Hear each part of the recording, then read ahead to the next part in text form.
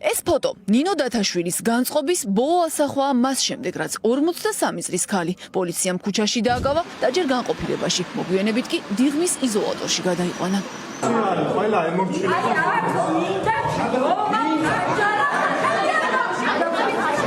დაკავების საბაბი კი სისტემამ აქ იპოვა. ეს კადრები სასამართლოს დერეფანში 9 ივნისს მომხდარს ასახავს. შეხლა-შემოხლა დათაშვილსა და მანდატურებს შორის. აქ მას შემდეგ დაიწყო, რაც აქტივისტისგან კონკრეტული ადგილის დატოვება მოითხოვეს. სიტყვიერ მითითებას სიტყვიერი წინააღმდეგობა მოჰყვა, თუმცა მალევე საქმე მანდატურების მხრიდან ძალის გამოყენებამდე მივიდა.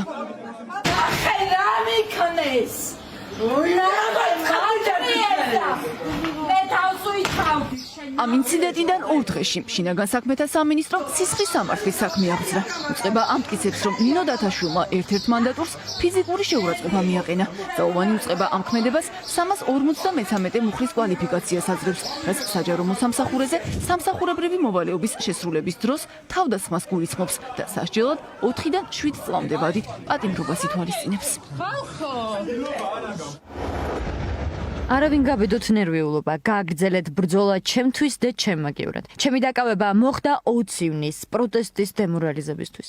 გთხოვთ ნაკლები აჟიოტაჟი და მეტი პროტესტი. დღეს ყველა რუსთაველზე. მოძებნეთ საბჭოთა საქართველოს დროს დაპატიმრებული და რეპრესირებული მასწავლებლები და სხვები და გააზიარეთ. თავისუფლება რეჟიმის ტყვეებს. წერილი იზოლატორიდანაა, სადაც მომდევნო 48 საათის განმავლობაში დათაშვილი ბრალის წარდგენას ელოდება.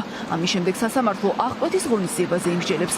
მანამდე კი დაკავების შესახებ მოსამართლის განჩინებას ადვოკატი დაუსაბუთებლად მიიჩნევს, რადგან გამოძიების დაწყებიდან დღემდე დათაშვილს არც მიმავა უცდია და არც მოწმეებზე ზემოქმედება, რაც შეეხება დანაშაულის განმეორების საფრთხეს. უფლებადამცველი ამბობს, რომ დათაშვილი თავადაა მსხვერპლი. მიუხედავად იმისა, რომ ჯერჯერობით არ ყოფილა ბრალის წარდგენა და ოფიციალურად არ გვაქვს ინფორმაცია, რა შეედავებიან თვითონ განჩინების საფუძველზე და განჩინების გათნობის საფუძველზე ნათელია, რომ ნინოს დაკავება უკავშირდება მის აქტივიზმს, მის პროტესტში მონაწილეობას და ეს არის მისი დაშინების და გაჩერების მცდელობა. ნინო იყო მსხვერპლი, ის იცავდა თავს, რადგან ის იყო ძალიან ბევრი მანდატურის ძალადობის, ზეგავლენის და ზემოქმედების ქვეშ და ის ცდილობდა, რომ როგორმე გაენთავისუფლებინა თავი, რომლის მტკიცებულებებიც არსებობს. რატომ გახდა ნინო დათაშვილის სისტემის სამიზნე? დათაშვილი სამოქალაქო განათლების პედაგოგი და რაც მთავარია, თავადაც აქტიური მოქალაქეა. ოცნების რეპრესიულ პოლიტიკას ის ქუჩაშიც აპროტესტებდა და პოლიტპატიმრების მიმართ სოლიდარობას სასამართლოშიც გამოხატავდა.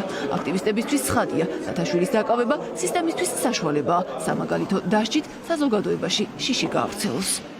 ძიმე ბრალდება და ძალიან დიდი უსამართლობაა, რომ ნინო აი ამ ბრალდებებით ჩასვან ციხეში.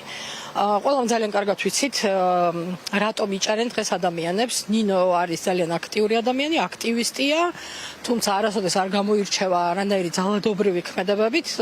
იმ მშვიდობიანი პროტესტის მონაწილეა, რომელი პროტესტიც საერთოებია უკვე მიმდინარეობს. ეს ემსახურება ტერორის უფრო გაძლიერებას, ადამიანების დაშინებას და ადამიანების გისოსებს მიღმა გამოკეტვას, რომ მათი ხმა აღარ ისხოდეს გარეთ. ერთადერთი რითაც შემიძლია ვიმსჯელო, ვინ ვის დაესხა თავზე, არ ვისაუბრებ ვიდეოდან გამომდინარე, იმიტომ რომ ეს იქნება ჩემი პირადი დასკვნები. უბრალოდ აი შემიძლია გაჩვენოთ მანდატურებმა მათედევიძის განაჩენის დროს, ეს ახლა კიდე გამიარა აქეთაც, აი აქაც, ვინ ვის ეს ხმის თავს კარგად ჩანს.